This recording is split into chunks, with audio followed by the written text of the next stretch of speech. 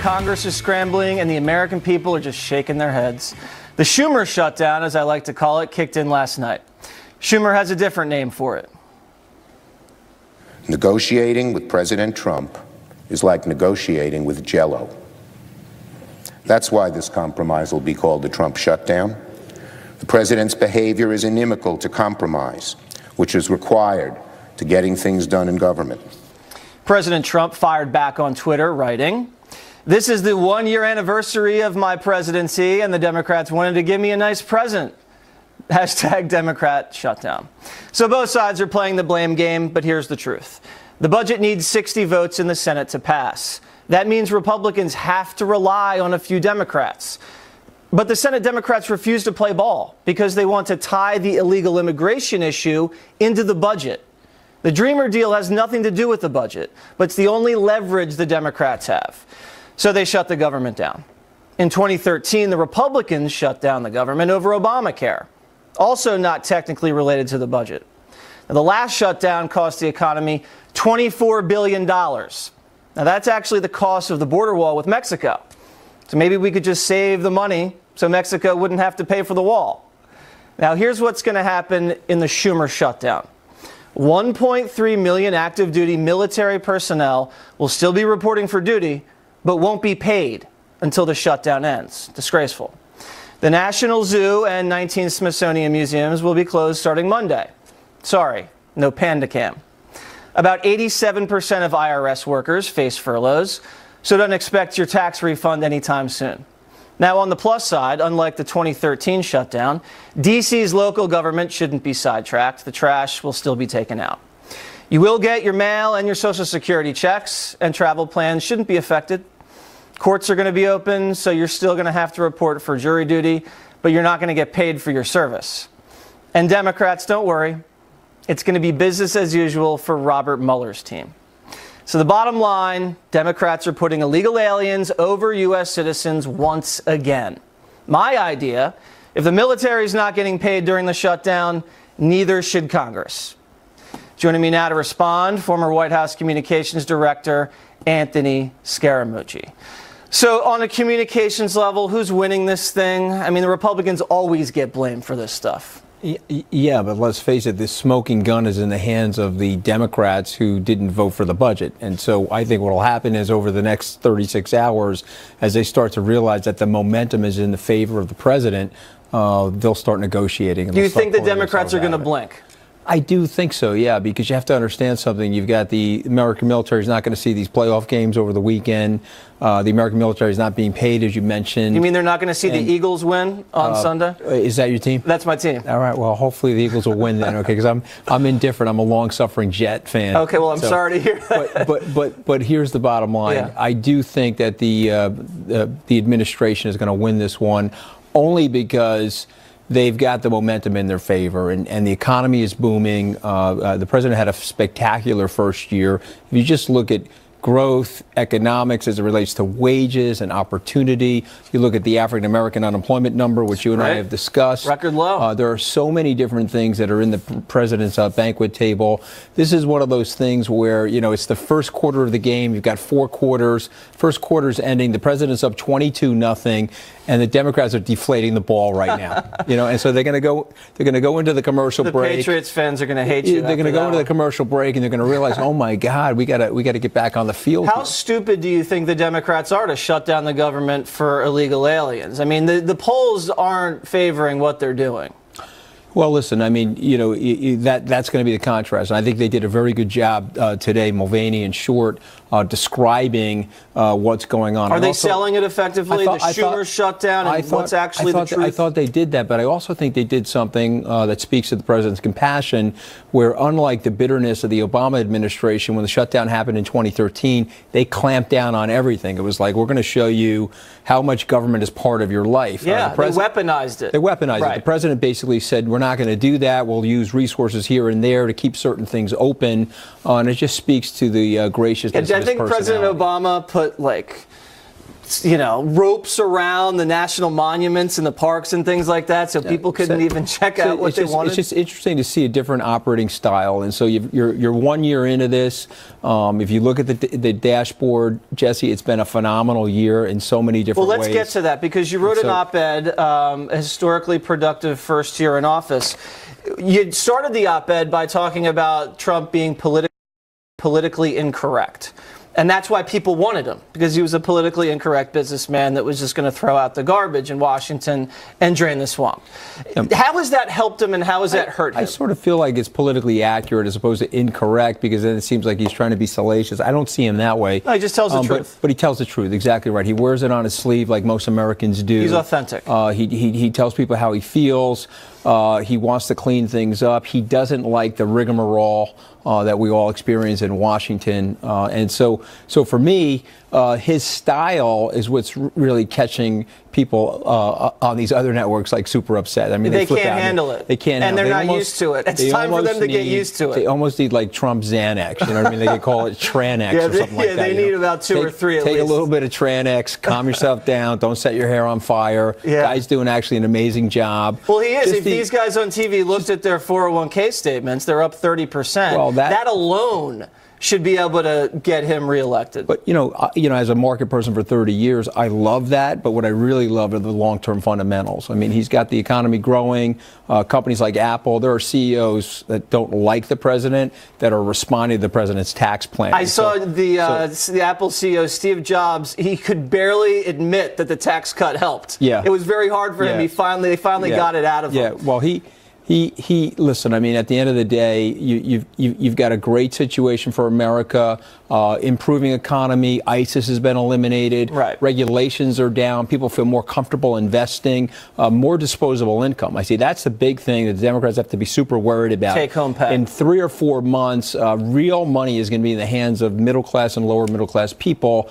And if they keep this up, they've given the president real set of election weapons to bring with him in November. So I think he wins this. We'll have to see how this thing shakes out over the next couple of days. Right. I said Jobs. I meant Tim Cook as the CEO. Yeah. Big event that happened today. I don't know if you caught it, Anthony. The Women's March. Yeah, happening all over the country here in Manhattan. Did you march with the ladies? I didn't, but I have to confess that my daughter actually did. Okay, so I was. She did? I was looking to have lunch with her today, and she was like #Women's March. And so hopefully if she was on the side of it that the president was, where it was beautiful weather and let's celebrate the achievements of the administration. But since she went to Brown University. She went to Brown. Which I often call Red University. Very unlucky. You had to pay for her education at Brown University. That must have stung a little bit. No, it's fine. I mean, listen, I mean, as people get older, they get more enlightened. Remember what Churchill said? I was a liberal in my youth.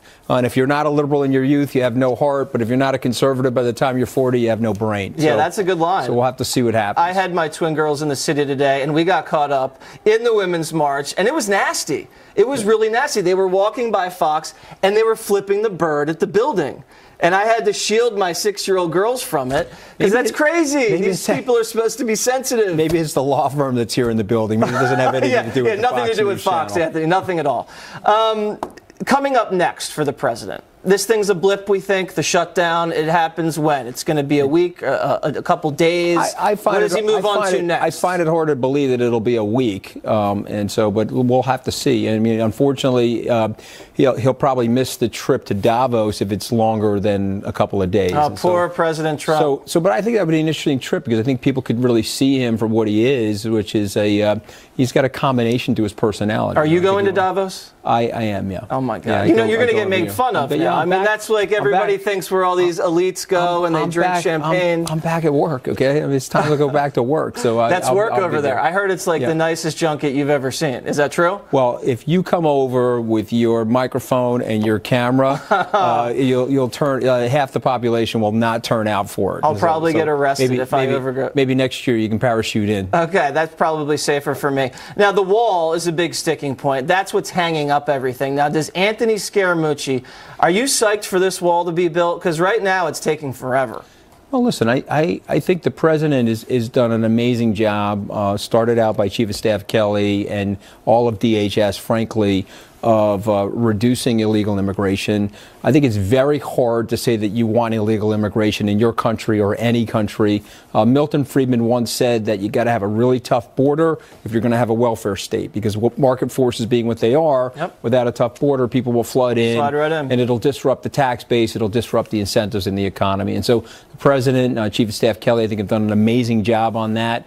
And so I think the wall... It's getting there. President wants the wall. That was part of his campaign promises. Right. I think when you look at his campaign promises, he's hitting on all cylinders on those. And so my guess is the wall's going to happen. You think the wall's happening this year? I don't know if it's going to happen. Breaking ground. I don't know, because it's Washington, but I do think that he's going to make sure that it happens. Well, I think Chief of Staff Kelly said he had evolved on the wall, which everybody looked at and said, excuse me, you're not supposed to say that, the word evolve, when you're talking about a politician. The president quickly then corrected him and said the wall feelings have not changed. The wall is going to be big, beautiful, and Mexico will still pay for it. Listen, I think one of the big benefits that Chief of Staff Kelly has, frankly, is that he's not a politician. So he too is also a straight shooter. I think his standing in the United States and his service to the country and his great heroism is going to help the president in terms of brokering deals and things like that. So you got to give him a pass for not being perfectly syntactically, politically correct, if you will. All right. Well, the only person with better hair than me, Anthony Scaramucci, thanks for coming in. I understand you're blow drying your hair in the morning now. I told you that in secret. You said that was off the record. Get him out of here. You of all people should respect off the record. People bag me when it's off the record, so I figured why don't we give it to Jesse. What goes around comes around. All right. Up next, a Democrat's response to the Schumer shutdown.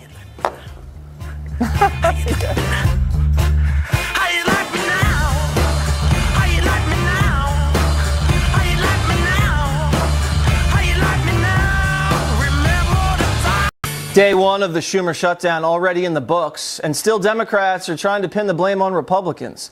Apparently, Democrats have amnesia. Remember these threats from 2013? They've gone beyond just holding Congress hostage, they're holding the whole country hostage. I believe in immigration reform. What if I persuaded my caucus to say I'm going to shut the government down, I'm going to not pay our bills unless I get my way? It's a politics of idiocy, of confrontation, of paralysis. I call them legislative arsonists. They're there to burn down what we should be building up. So who's burning things down now?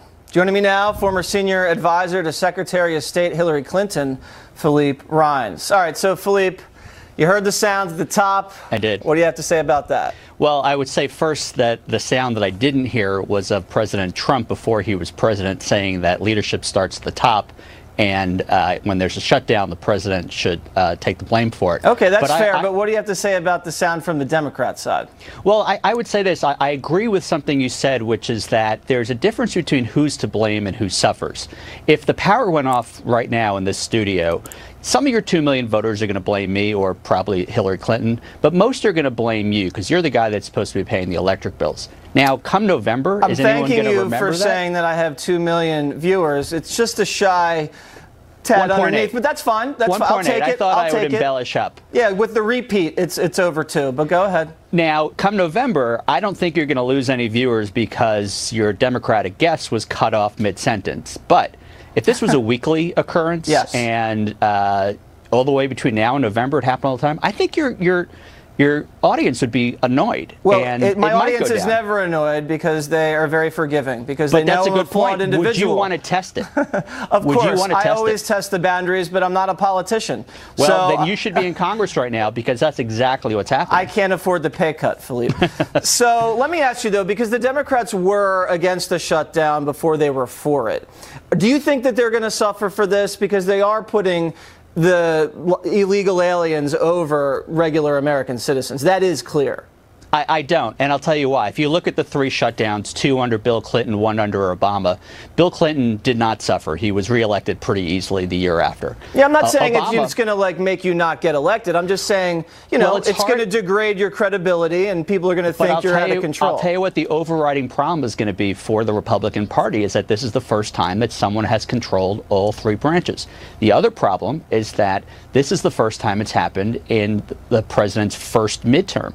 And the third third thing that I think is really problematic, which you're listing as a downside, but I think is going to be a plus side for the Democrats, is that the issues here are issues that are widely supported by Americans, including Republicans, which is children's health and protecting children. Well, the children's health is in the House bill, so the Democrats are voting against that, which doesn't make any sense. Let me put a poll up because I want to address something that you just said. Okay. This is a CNN poll, so I know it's definitely not fake news. Who holds responsibility for the shutdown? Democrats in Congress, 31%. I mean, they get the most share of the blame there.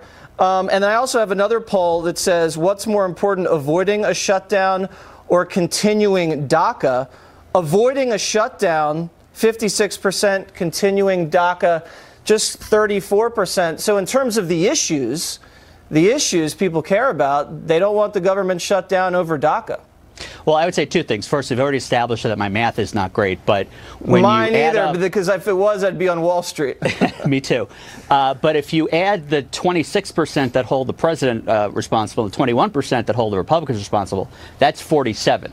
Now, in terms of the issues, the reason I think there's a big difference here is that this is the first time that these issues, the Republicans and the president promised these two issues. All the Democrats are trying to do is hold them to that promise after repeated efforts. Well, you know what they're doing. They're using the shutdown as leverage to get a deal on DACA, but the deadline for DACA is not for a little while, so there is more time to do the deal on DACA, and there's no bill to vote on. So they're not saying, let's vote on a bill. The bill on DACA and immigration, it's not even written yet. So they're doing the shutdown on purpose to cause pain to the president, and they're inflicting pain on the military because those guys aren't getting paid. Do you think men and women protecting our country should not get paychecks? Well, they get paid later, but they're going to go, a week, maybe two, maybe three without a paycheck. They should talk to their commander-in-chief, who is the person ultimately responsible. But I'll say something that might surprise you. I actually hold congressional Republicans a little less at fault here, and I'll tell you why.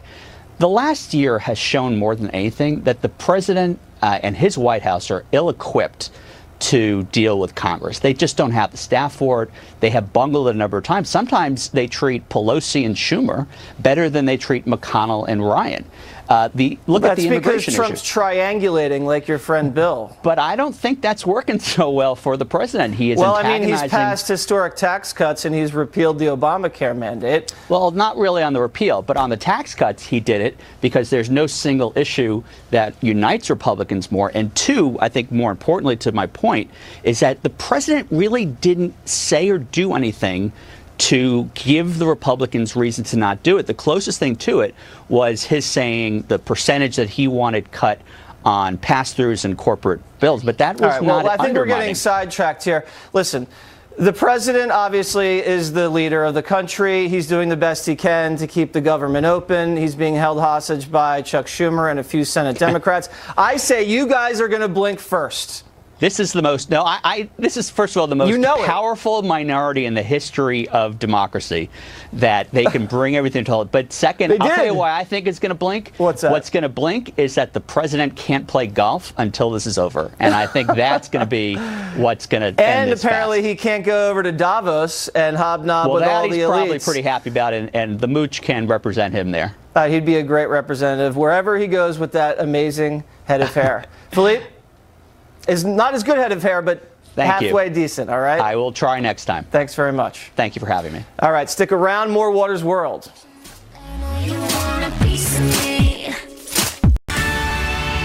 Live from America's News headquarters, good evening, everyone. I'm Julie Banderas. People marching from coast to coast today and around the world in support of female empowerment. Marchers in New York City gathered in large numbers at Trump Towers in Manhattan to denounce President Trump's views on abortion, immigration, and LGBT and women's rights. The rally coming on the anniversary of his inauguration. Demonstrators in Los Angeles also joining with tens of thousands of protesters in cities up and down the West Coast. Natalie Portman, Ava Longoria, Scarlett Johansson, Johnson and Rob Reiner were among the celebrities addressing hundreds of thousands at a march in Los Angeles. Longoria told marchers their presence matters, quote, especially when those in power seem to have turned their backs on reason and justice. Women were told the 2018 midterms start now, and they were urged to register to vote.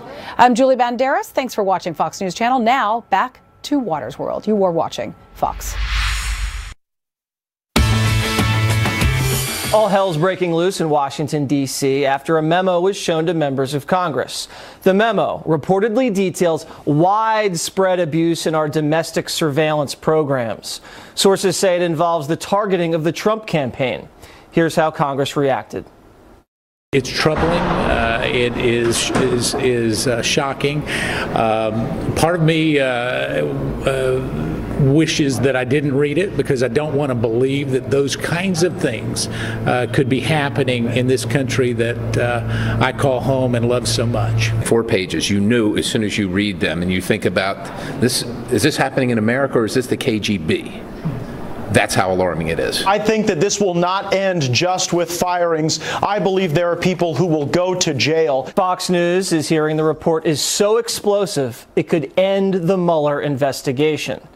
Joining me now is host of Lou Dobbs Tonight on the Fox Business Network, Lou Dobbs. You've interviewed people on your show about this. They can't tell us everything that they know, but what have you ascertained that's in the memo? That it's every bit, if it's every bit as explosive as these congressmen are saying. And 2 of the congressmen I know very well, Mark Meadows and Jim Jordan. These are men of measured expression. They're not given to hyperbole at all.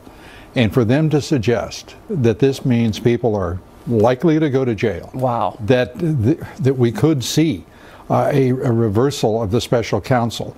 This is really big stuff. I mean, this is just earth-shattering. One of the other revelations we're hearing, Jim Jordan was asked about this on Sean Hannity's show, and Sean asked him if Jim Comey knew about some of these abuses, and Jim Jordan said yes, he did. So not only would this stop the Mueller investigation, this puts Comey way out of the picture.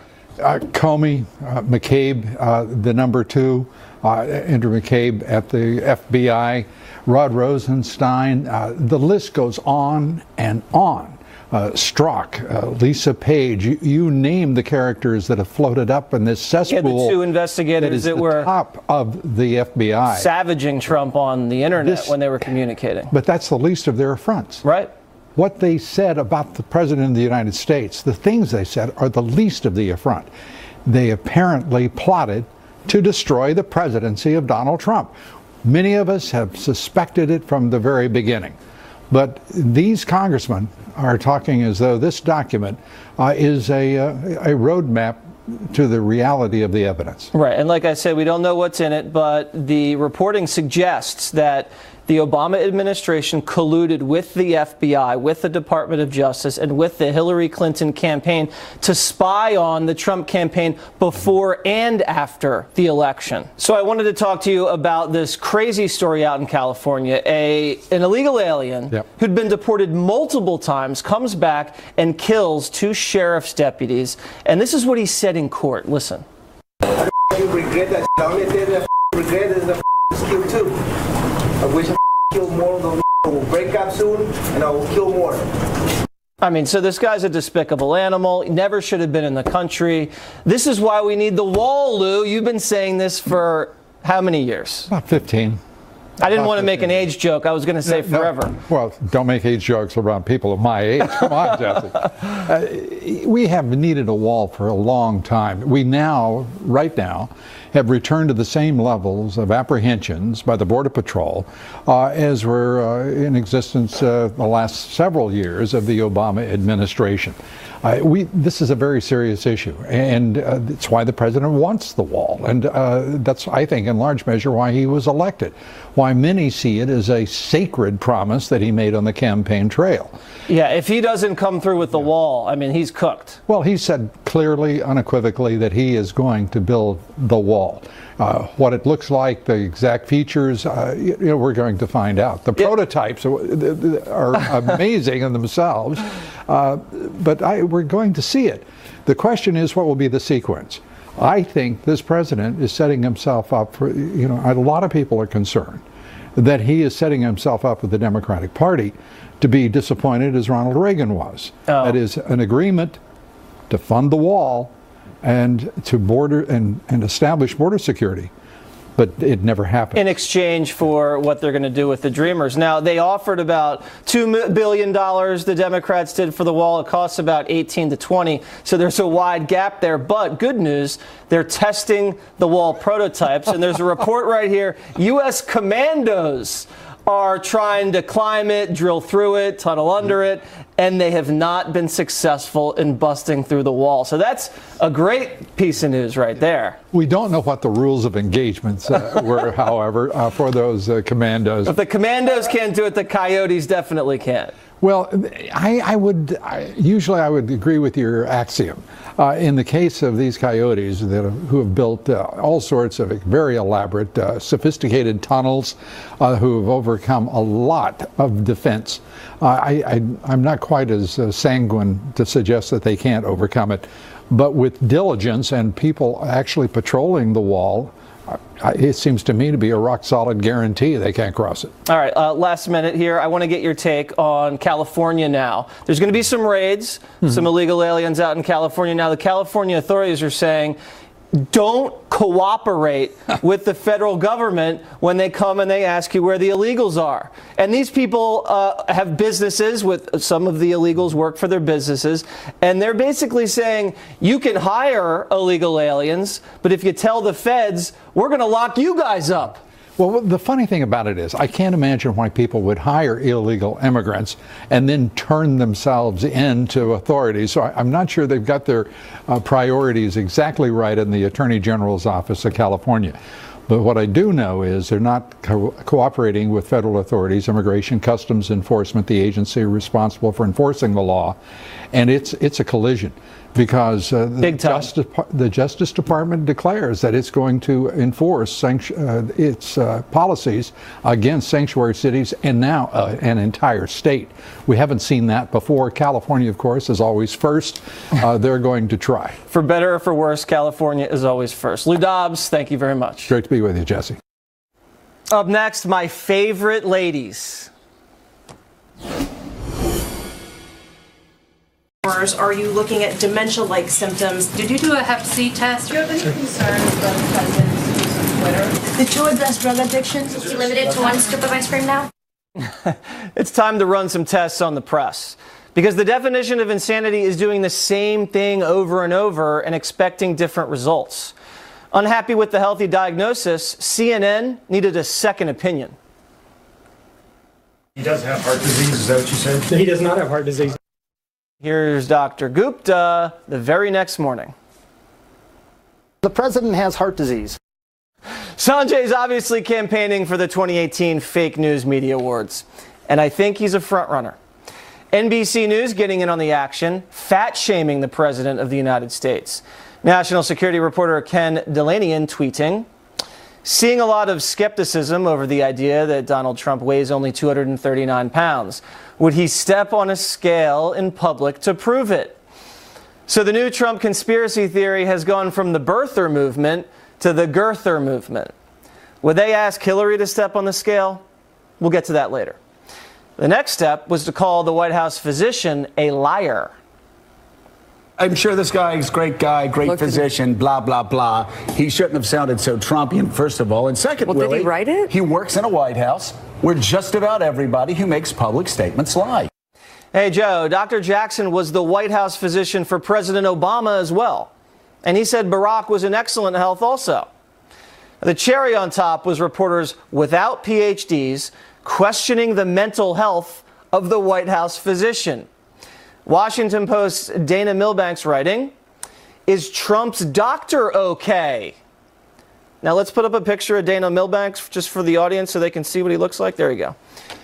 Is Dana Milbank okay? That's what I want to know. Now, the president's health report perfectly exposed the fake news media who never let the facts get in the way of a good story. And here to respond, video bloggers and outspoken Trump supporters, Diamond and Silk. Ladies, what do you have to say about that? Well, you know, first of all, Gupta, whatever his name is, he ain't no more no doctor than Dr. Seuss. That's right. You know, trying to diagnose our president, you have never examined him. You didn't look at his blood work. And to make that assessment and put that out on national news, you know, they should fire Gupta for doing that. That's right. Listen, our president is in the best health ever. And let me tell you what's wrong with the left. They are just mad that they don't have the stamina and the endurance like our president. That's what's wrong with them. And if they want to diagnose somebody, how about they diagnose themselves? Because clearly we think that they may have a mental illness because they're always lying day in and day out. Something is wrong with them. Okay, now, do you guys remember Hillary Clinton when she fainted when she got into her little Scooby van and she came out later and she said everything's fine? And it was sexist and unfair to ask about Hillary's health. And Hillary's got blood clots. She had the hacking cough, the fainting, the concussion. I mean, the woman was not in perfect health, but heaven forbid you ask Hillary a question about her health, but you have President Trump, who's healthy as anybody that's ever occupied the White House, and he gets questioned like they're lying to the American people. Do you guys see a little double standard? Oh, it is a double standard. Definitely. Everybody knew that Hillary Clinton was sick. Yeah. I mean, we all saw that. That's right. And imagine this same doctor said that Obama had a clean bill of health. So imagine if the news would have ran back and said, well, you know, he smoked. Do you think he have cancer cells? And put that out there like that. That's right. You know, I think the hypocrisy needs to stop. The left needs to stop. This president, listen, we have a healthy president. This president works sun up, sun down. Yes. He is a workaholic. Yes. He do more than the average one of us, and any one of us, really he do. For him to be 71 years old. So what the media need to do is mind their own business and worry about their own health issues. This president right here is healthy as a horse. Yeah, and we found out the president only sleeps 4 to 5 hours a night, which I can't even imagine. I need at least 8. People were comparing the president to the past president, President Barack Obama. Do you remember when they caught President Obama working out at the gym with the 10-pound weights? I think we have some of that video somewhere. I mean, yeah, the president smoked. There he is. Look at those little 10-pounders right there doing some lunges. I mean, now, you know, I don't know if President Obama was in perfect health. He looked fine to me. But to act like President Trump can't pick up a 10-pound barbell and do 3 sets of 10, I mean, that's just crazy. I want to ask you guys, though, about the Women's March all over the country today on the anniversary of the Trump inauguration. The ladies very upset about something. Were you guys marching in the Women's March today? We didn't have to march in the Women's March. We marched to the polls and we voted for who we wanted to vote for. That's right. And it's a sad thing that they said that they was marching for equality, yet the march turned into a protest against the president of the United States that's brought back jobs, brought more money back into their pockets, and they're still complaining. If they're really for equality, then what about when Cory Booker? Remember when Cory Booker was questioning the Homeland Security Secretary? I do remember using that. her being disrespectful? That's then right. why did they speak up for that woman? They're not for equality. They're for wreaking havoc on our country. If they're really for equality, why not go after their party, the Democratic Party, who shut down our government and turned their backs on the American people for illegal aliens? How about talking and marching about that? Diamond and Silk, you guys seem really fired up today. Is everything okay down there? What's going on? Everything is fine, but I do not like when Democrats play with the American people and their lives, and they put us last. It's time to put America first. So I'm just passionate about what I'm talking about. And we're also getting fired up for our Chit Chat tour. You know, our voices is being censored on all of these different platforms. Thank you, Mark Zuckerberg, for censoring our conservative voices. However, we are getting geared up for our Chit Chat tour. You can go to diamondandsilk.com, click on Chit Chat tour, and join us in Jacksonville, Florida, Dallas, Texas, and we have some more places that we're going to be attending. There it is, ladies. The Chit Chat okay? Tour, Diamond and Silk. Yeah. Go check it out. It's a sensation sweeping the nation. Ladies, have a great night. Thank you. What do Nancy Pelosi and RuPaul have in common? We'll tell you. Nancy Pelosi's the gift that keeps on giving. She's like Joe Biden in a dress with the gaffes. We're getting worried for the minority leader. So we decided to give her a little love and attention. This is like giving you a bowl of doggy do, put a cherry on top and call it a chocolate sundae. This is nothing. This is Armageddon. It's a monster, Frankenstein. And anybody who's familiar with Frankenstein knows that it was a creation, a monster that was created. Do you know the ending of the Mary Shelley's story? The monster comes back to destroy. The 5 white guys, I call them, you know. I said, you gonna open a hamburger stand next or what? Hey, stop it. Just stop it now. Just stop it now. They are not what President Bush, excuse me. I'm so sorry, President Bush. I never thought I'd pray for the day that you were president again. Nancy continues to stay focused on the country's pressing business. No, I'm not talking about the shutdown. I'm talking about drag queen RuPaul's new show. I cannot wait to see that. Here with reaction, contributor at The Federalist, Britt McHenry. So Nancy Pelosi's doing this show with RuPaul, you know, Frankenstein, doo-doo, Armageddon. What's going on, Britt?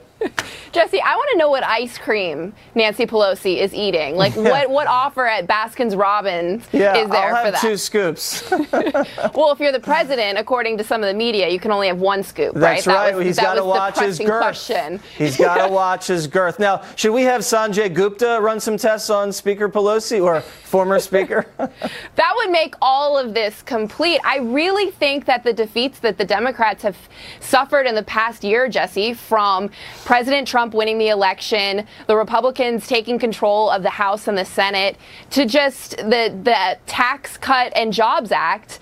You think she's it's starting taking to go a toll? A bit mad. You think Yes. it's taking a toll? Do you think she's going like literally mad, or do you think this is just Pelosi how she's always been? She's always said things she shouldn't and tripped over herself, especially when she called the tax reform Armageddon, because I'm pretty sure Apple announcing that they're going to invest $350 billion in the next 5 years in the U.S. economy is not Armageddon. If Armageddon means everybody having more money in their paycheck, well, then I guess she was right about that. Britt, were you at the Women's March today? I'm just curious. No. Really? I respect because everyone's... I got caught up in the Women's March, not on purpose. But I was marching with the women when I was crossing the street. What do you think about the Women's March? I know Pelosi's a big proponent of it. Of course she is. I respect every woman's freedom of speech, right to express themselves. However, instead of wearing unicorn hats or hats of female anatomy, I choose to just admire my peers and go to work, Jesse. Imagine that. And you know what, Pelosi, yes. I know you're an Eagles fan. I am. Big day tomorrow. Huge. She's the equivalent of Case Keenum, the Vikings quarterback. She's down and out. She's crumbling under the pressure of the spotlight, and we're going to see that tomorrow. All right, so what are your predictions for tomorrow? We have the Eagles and the Vikings, and then we have the Jags and the Pats. Who do you like, Britt? Come on. Patriots, they always have the easiest road. As growing up a Dolphins fan, that pains me. You're a Dolphins fan? Yeah, I don't like to tell a lot of people that. I'm sorry Jesse. to hear that. But Tom Brady's going to come out. It's like we had a Jets fan on with the Mooch, and then Britt's a Pats or a Miami fan. Man, you're caring, Jesse. I mean, and I'm an Eagles fan, and that's usually the bottom of the barrel. But I came out on top with that. All right, so you have Pats, and then quickly, who do you like? Vikings, Eagles. I got to go with your Eagles, Jesse. Doug Peterson wearing the visor. He's going to come up with some things. Nick Foles is shaky. Yeah, we know best, that. We know that. But that team really rallies together, and they're bringing, what, like 7,000 dog masks in the stands? You heard it here first. All right, Britt, thank you very much. Thank you. Up next, last call.